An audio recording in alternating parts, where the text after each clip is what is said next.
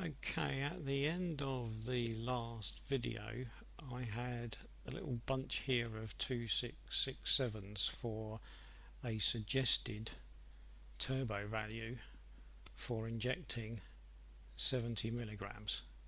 Now what I've done is I've altered those values that I hadn't done before by the same percentage. In other words, if that value there has dropped by whatever percentage it's dropped by, I've made this one drop by the same percentage. And I've done the same this side, so I've done that all the way up there and all the way down there, and I've done that using the calculators that are built into Microsoft Excel, and so these figures have been automatically changed for me by Excel. I could have sat here with a calculator and done it, but obviously that would have been more hard work and I didn't bother. So I've done it using Excel itself to work out those values. So that's the point at which we stopped last time, and I've just completed the whole lot. If you're not 100% sure how to do that, then really that's not something for this, because it's nothing to do with remapping, it's just basic maths, so you'll have to look up that for yourself or look up how Excel does that. Now I did say that at that point we would run into trouble if we tried to use figures like that, because the boost limits would cut in and cause us problems. Now the single value boost limit is very close, it's 2620 and we're looking at 2667. Now I don't think overall we're probably likely to allow this in the end, because if you've been watching these videos, we haven't got to the torque map yet.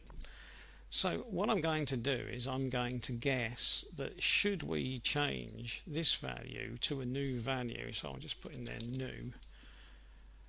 Let's say that we decide that at some point we'll change it to 2670, and we don't have to worry about that, because if we change it to 2670 and it's okay, we will not drop into limp mode and the car will be fine. If we've done a change like that and the ECU thinks 2670 is too low, obviously whenever the boost is running it's going to peak over that and drop into limp mode, and we will know that we need to up that value. I suspect by the time we finish playing with several of these maps that's not going to be a problem. Okay, that brings us on to the boost limiter. Now here I've got a slight problem because of my own stupidity. In all of these videos I've been saying that the maximum is 2350. Quite how I arrived at a figure of 2350 I don't know, because when I look at here I can see that I've got 2350 there and I've got 2350 here, but in the middle I've got 2400. So quite why I decided 2350 was the highest I don't know, and no one's contacted me about the videos and pointed out that that's wrong, but I won't lose any sleep over it. But so obviously what I'm going to do is at this moment in time I'm just going to undo my stupid error, put that back in there as my high point. I don't know why that's stayed bold, hasn't it? I don't want that, so I'll put that in there as my high point, and I will make that value to 400 instead, and I can only apologise for my own stupidity. Now of course here, what changes do we need to change? Well, we need to change things, but only in line with what we think our maximum is likely to be. So we don't really need to change all of these values, because we are probably not in all parts of the map going to be driving flat out. So it's possible that we won't want to change in areas like this. If we make changes in areas like this on a sort of a global scale, we do run the risk of causing ourselves problems should we end up in a part of the world where the air pressure is very low. If you don't think that that's very likely, then you could make these changes on a percentage basis. So if we wanted to completely rebuild this map in a different manner, we could do it like we have done with others. We could just say, well, Okay, what I'll do is I'll put that in there and pick that cell there. So that's my air pressure cell. Doesn't quite fit, but I'm not going to worry too much about that. I've got a slight problem with picking up the numbers. That's probably because of formatting. So we'll go and have a look at formatting, and we'll call that a number with no decimal points. Let's see if that solves that one. It does. And then I'll just drag that one down and see what it makes of that. And of course, again, we've got problems with formatting. It's funny how sometimes the formatting doesn't get too uptight, and other times it goes completely daft. And I think I will make that bold and that one bold so that the two more or less match each other up. Right, oh, it hasn't done it, has it? I know why that was, because again, me being silly. Right, bold, and then just click it down, make that one bold. Right, now what I could do is I could decide to up the values all over, couldn't I? I could just say that this figure is that one times 1.1 and see what that does. What's that done down there? And then I could say, right, what's that done over there? A 10% increase all over is, apart from the odd decimal point jumping up and getting in the way, is not looking too bad, surprisingly. That's got me to a maximum of 2640, and we were looking for our maximum, weren't we, of 2667. So we're not far off, are we? I mean, if I go back and have a look, what if I was to go for 1.1? What should we have? Should we have 15%? Call it 1.15. What does that do to the figures? Let's go down and have a look at that. That will give me 2.3 there. Doesn't look too bad. Let's go across to there. 2760. So I don't really even need to go that far, do I? I mean, 2760, that's higher than what we suggested on here. So now obviously you can sit down and try and work this out, but it's just as easy in many respects to just say to yourself, well, let's have another go. 1.3, let's see what that would give us. And then I'll drag that down there, and then I'll drag it all the way across here and see what that gives me. 2.712. Well, that's, you know, that's getting very close, isn't it? Now I would prefer the values on here not to be higher than there.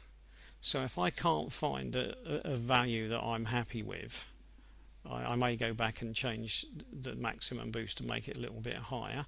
But before I consider doing that, I'll try. Oh, not there. I didn't mean to do that. Let's just undo that. I prefer it up here. So let's try 1.2. So that would give us 12%. So I'll try looking at that. See what that gives us. 2688.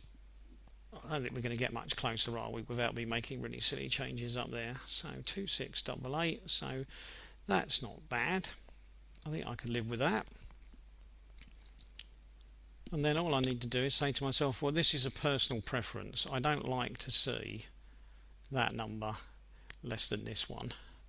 I like that to be my emergency. So I'm going to put in there a slightly higher value again. Now the problem with this is that we don't really know for sure what is a suitable highest number here to feel safe with that turbocharger. There are ways of determining this, and maybe if I looked on the internet it would tell me, but I'm sort of hanging around at a fairly high level, which can be a bit of a problem because obviously I don't want to be too high at that point. So what I'll do is I'll try putting in there, I think for now, something that's fairly close anyway. I'll go for 2700, and then at least that's bigger than this one. And again, remember what I've said all along, this is not exactly how you have to remap. This is not a set of professional changes. This is something that if you are having a fiddle around and want to know roughly what to do, it's pointing you in the right direction. It's not saying, hey, here's a load of figures, copy these. Now, taking that point in mind, I now can copy and paste all of this into here if I want, and all my figures will be 12% bigger, or I can just choose to leave most of this alone. In other words, I can say, well, down around here I'm not that too bothered about, and across here I'm not too bothered about, and maybe right at the very, very top I do actually like having that much of a restriction, so I will keep perhaps some of these values at the top. So the only values I will change is somewhere around in the middle here. So you've got a number of choices. Put all of this into here, change more or less this whole bit here, so just at the top end, or just go for this sort of middle-ish region around here. And again, that is entirely up to you. You could try variations on that until you get what you think is the best for you.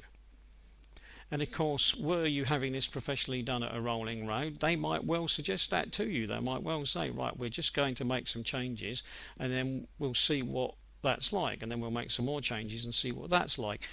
If you're doing this at home without a rolling road, you can't do that because you have no yardstick. So all you can do is make some changes, drive the car and see what it's like.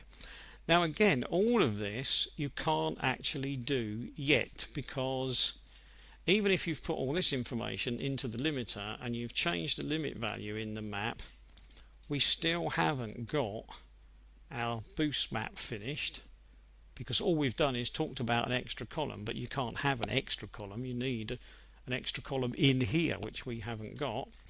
And we haven't finished sorting out this one, the smoke map, because we are going to need new data on the smoke map, some of this, but we need to do something about the values that are on here. So everything about that is going to need a slight change before we can even consider this area covered. So what I'm going to do is I'm going to stop there, and then the next video I will try and tie all of these bits together. So in other words, I will try and tie the maps for boost and the smoke map all together in one complete package and say, right, that's it, I've finished that bit. So we'll do that next time.